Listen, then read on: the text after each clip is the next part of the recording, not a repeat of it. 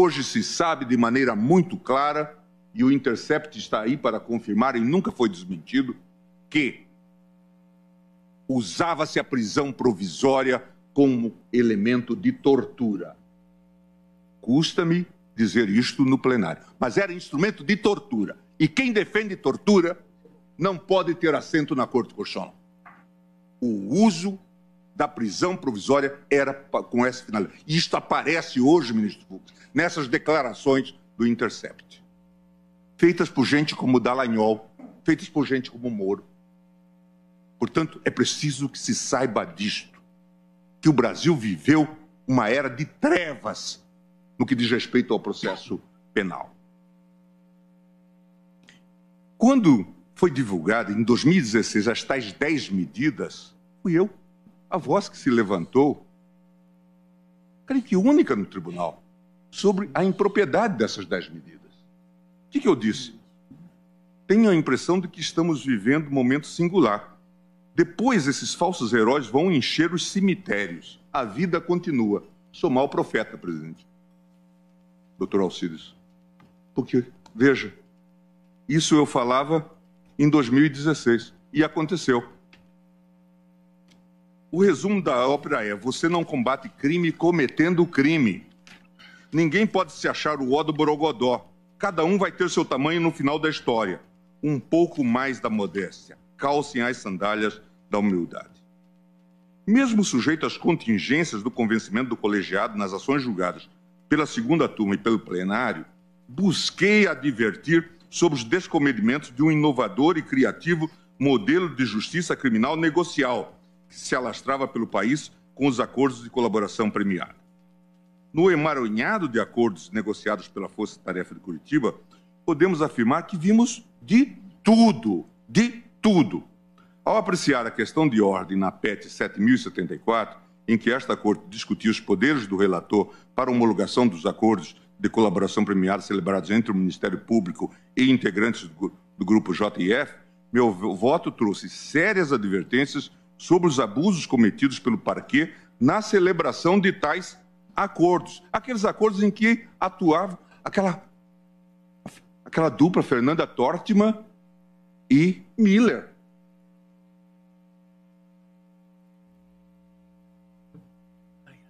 E o doutor Janot com a sua sobriedade característica. Como ele confessa em livro que acaba de lançar. Eu citei, então, não vou cansá-los, todas as medidas extra-legem que se tomaram neste acordo. Depois, o acordo de Sérgio Machado. Notabilizou-se por ser talvez o mais engenhoso e inventivo que a Lava Jato pôde ter produzido. O acordo colocava a salvo da recuperação de ativos bens em nome de familiares, especialmente dos filhos do colaborador.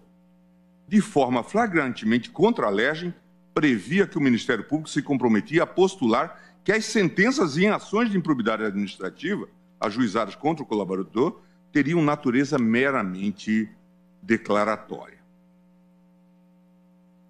Poderia complementar esse inventário com outras pérolas. O ciclo de engenhosidades parece ter atingido seu ápice na previsão de novos regimes de execução de pena privativa de liberdade não imaginados pelo legislador. O mesmo acordo de Sérgio Machado previa a obrigação de o delator cumprir a sentença de prisão em sua própria residência particular durante o período negociado, sendo-lhe permitido sair da residência em 8 dias por ano por um período de 6 horas contínuas. O acordo continha como anexo um rol de 27 amigos e familiares que poderiam visitar a residência. Já o acordo de João Cerqueira de Santana Filho estipulava que o réu deveria ficar apenas das 20 às 6 horas em sua casa, sendo autorizadas viagens para o exterior para o tratamento de saúde. Diante de todas essas constatações, presidente, no julgamento da referida PET, meu voto, mesmo sem deixar de reconhecer os avanços que a operação trouxera para o combate à corrupção no país, externalizei com veemência as minhas recalcitrâncias quanto às verdadeiras finalidades dos membros da Força Tarefa. Nesse sentido, destaquei à época a preocupação da Operação Lava Jato em produzir volume de investigações com ou sem futuro parece ter se tornado, com as vênias de estilo ou sem vênias, um dos objetivos do grupo de trabalho da Procuradoria-Geral. Os objetivos da Lava Jato não são imediatamente políticos, a disputa é por poder entre poderes do Estado. E depois isto está caracterizado nas revelações agora de Intercept. Para além, dizia eu, das vaidades pessoais, está em formação um quadro que permite que o processo penal domine o jogo político. Complementados pelo tapetão eleitoral costurado pela lei da ficha limpa, as investigações de macrocriminalidades das classes políticas e empresarial dão ao Ministério Público o poder de definir os rumos políticos do país. Basta abrir um inquérito sem controle. E agora, quem o diz não sou eu, é Dallagnol, quando diz que imaginava lançar 4 procuradores como candidatos ao Senado. E dizia, pobre do Álvaro, eu vou derrotá-lo. Porque só tem uma vaga e a vaga é minha. Era um sujeito tão vaidoso que dialogava com o espelho, no caso, o telegrama. Contando isso. Veja, o partido dos procuradores. Um projeto político. E não sou eu que estou... Mas eu disse isso antes. Na apreciação do HC 143.333, impetrado por Antônio Palocci, dediquei parte do meu voto a denunciar que a corrupção já havia chegado à Procuradoria. E falei dos episódios Miller, Fernanda Tortman e tudo o mais. Em 16 de março de 2009, ainda antes de serem reveladas as mensagens do The Intercept, o tribunal julgou o inquérito 4435, quarto agravo regimental, no qual se discutia a extensão da competência da Justiça Eleitoral para julgar crimes comuns conexos aos eleitorais, previsto no inciso 4º do artigo 109 da Constituição e no inciso 2, artigo 35 do Código Eleitoral. Mais uma vez, não me furtei a denunciar. Isso é relator ministro Marco Aurélio.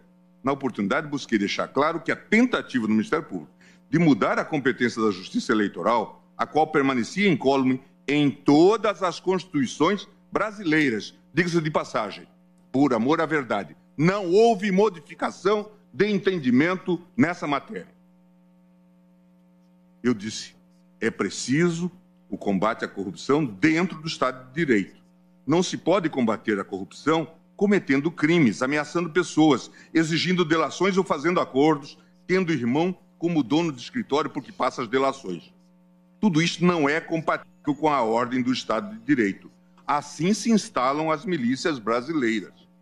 Esquadrão da Morte é fruto disto. É preciso ter cuidado. Quem investiga tem que observar o Estado de Direito. Conúbio entre julgador e polícia pode ter até algum fetiche, até de índole sexual. Moderação aqui.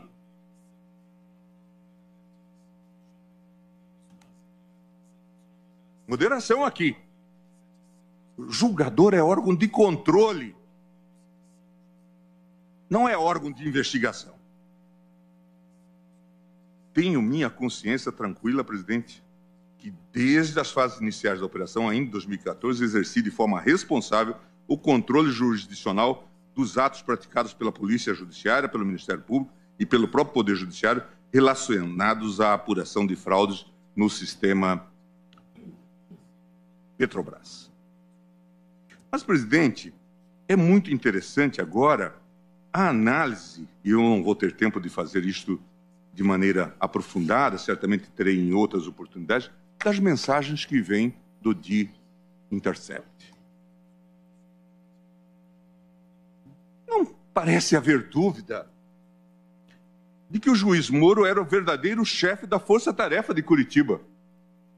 Em diversos momentos, o magistrado direcionou a produção probatória nas ações penais e aconselhou a acusação, inclusive indicando testemunhas e sugerindo a juntada de provas documentais. Quem acha que isto é normal, certamente não está lendo a Constituição e o nosso Código de Processo Penal. Ao apreciar a denúncia formulada contra o suposto operador Zvi Skornik, Moro deu por falta de provas de um suposto depósito em favor de Eduardo Musa, que seria determinante para a recepção da denúncia. Como um verdadeiro coach da acusação, o juiz avisou a Deltan, o qual, tratando com os demais procuradores, informou que tem um depósito em favor de Musa e, se for por lapso, que não foi incluído, ele vai receber amanhã e dá tempo. O magistrado ainda tinha a função estratégica de sugerir aos procuradores a ordenação das fases da operação, considerando, é claro, o seu interesse midiático. O quadro de esquizofrenia nas funções de juiz não chega a passar despercebido pelos próprios membros da Força Tarefa. Em mensagem atribuída à doutora Monique Schecker, a procuradora demonstra ter clareza que Moro viola sempre o sistema acusatório e é tolerado por seus resultados. Aqui no Intercept. Aqui não há como deixar de reconhecer que a própria dignidade dos membros do Supremo foi vilipendiada, presidente, em diversos episódios desta triste tragédia. Em um dos lamentáveis episódios descobertos, após a Polícia Federal ter anexado aos autos um processo da Lava Jato, indícios probatórios envolvendo autoridades com foro no STF, Moro e Deltan, com o apoio da Procuradoria-Geral da República, articularam a escolha do qual inquérito o juiz deveria encaminhar para o STF. Falei com Pelela. Ele disse que se resolve com a remessa dos autos. Ajustei mandar Odebrecht e disse que manteríamos Suvi e Santana, com o que ele concordou. E disse que cindirão e devolverão. E confidenciou que na próxima semana a pressão se transferirá para lá e esquecerão isso. Quanto à decisão de ontem, ele disse que certamente as coisas se acalmarão. Isso para não falar, presidente, das investidas dos membros da Força Tarefa para investigar ministros do Supremo. Em outro célebre diálogo, Dallagnol, sem o menor pudor, pede ao ex-chefe de gabinete da PGR, o Pelela, o endereço do presidente Dias Toffoli, a fim de trabalhar em dados de inteligência. Pelela queria refletir em dados de inteligência para eventualmente alimentar vocês. Sei que o competente é o PGR, risos, mas talvez possa contribuir com vocês com alguma informação, acessando umas fontes. Você conseguiria, por favor, descobrir o endereço do apartamento do Toffoli, que foi reformado? Era para envolvê-lo, presidente, da delação da OAS. Era disso que se tratava. Como denominar isto, presidente? Como denominar isto?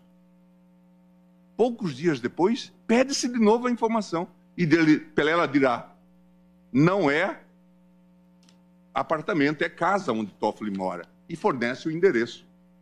É disso que nós estamos falando, presidente. Essas insinuações parecem ter atingido seu grau máximo quando, insatisfeitos com a concessão de ordem em sede de habeas corpus, os membros da Força Tarefa, em um evidente delírio, elucubraram que eu seria beneficiário de contas e cartões de crédito mantidos na Suíça. Na ocasião, a possibilidade de membros do MP apurar dados a respeito do ministro do Supremo é tratada com ironia e desdém. Vai que tem um para o Gilmar Mendes. Para o Gilmar. Diz o procurador Roberto Pozobon. Aparentemente, nem os relacionamentos entre os membros dessa Suprema Corte escapavam ao conhecimento dos membros da Força Tarefa, que previamente já contavam com os votos e posicionamentos de cada um de nós. Em uma das anedotas assaz curiosas, Dallagnol conta para os procuradores que Fux disse quase espontaneamente que Theory fez queda de braço com Moro e viu que se queimou, portanto não podia lutar contra Moro. Dallagnol teria revelado ainda que os procuradores da Lava Jato podiam contar com ele, com Fux, com o que fosse preciso. Ao saber do diálogo, Moro sagra. In Fux we trust. Até o próprio relator dos processos da Operação Lava Jato no STF, que sempre se destacou pela sua mais absoluta integridade e isenção nos seus posicionamentos, era taxado como um juiz conivente com a organização criminosa de Curitiba. Em outra conversa, Deltan aponta: caros, conversei 45 minutos com o Fachin. Ahá, o Fachin é nosso. Sequer a ministra Carmen Lúcia foi poupada. Após tomarem ciência de uma DPF ajuizada pela Rede Sustentabilidade, houvera sido distribuída à eminente ministra, os procuradores não revelam nenhum pudor ao acusá-la de frouxa. A configuração de um quadro sistemático e reiterado de ofensas à legalidade e aos princípios constitucionais da ampla defesa dos investigados tornou-se incontroversa com o desvendamento de uma verdadeira máquina de provas ilícitas que era utilizada pela Lava Jato, muitas vezes de forma espúria e para enganar o Judiciário e o próprio Supremo Tribunal Federal. As informações reveladas dão conta de que a Força Tarefa utilizou sistematicamente contatos informais com autoridades na Suíça, em Mônaco, e contatos com a Receita. Veja que aqui há uma passagem que eu estou omitindo de uma conversa entre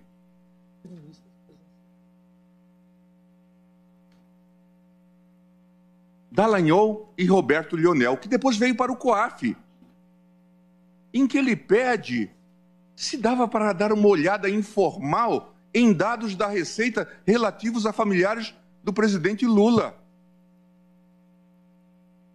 Investigação informal. E depois pergunta, será que essa vista de olhos passará ao largo do seu supervisor em Brasília? Portanto, investigação informal na Receita. Não é por acaso, presidente, que hoje os jornais estampam, e vem de novo do Rio de Janeiro essa notícia, de que um fiscal ligado à Lava Jato, supervisor da programação da Lava Jato, foi preso por estar vendendo informações para fiscais, para empresários que estavam sendo achacados.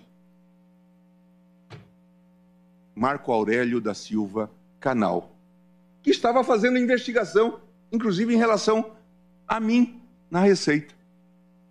Veja, certamente a mando desta gente. É ele, gangster no comando de investigação. É disso documentado.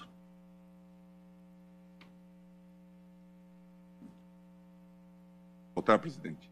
Que esses mecanismos obscuros de obtenção de prova foram utilizados em investigações contra réus que tentaram se socorrer com a impetração de habeas corpus no Supremo Tribunal Federal, muitos deles sem êxito.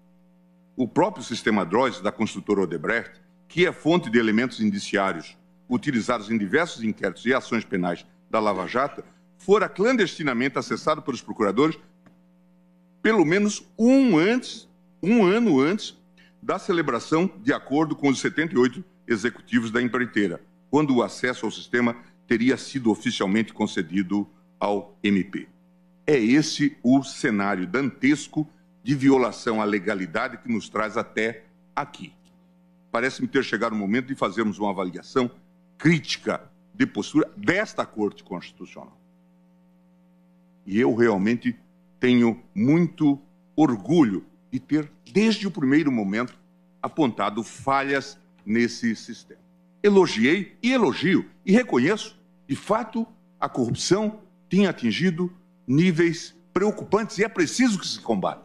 Mas eu sempre disse, combater crime sem cometer crimes. E antes nós não sabíamos ainda da investigação relativa à Fundação Dallagnol, que teria um fundo de 2,2 bi. Nós não sabíamos. E 1,2 bi iriam para o doutor Carvalhosa, para os clientes do doutor Carvalhosa. Sob que razão?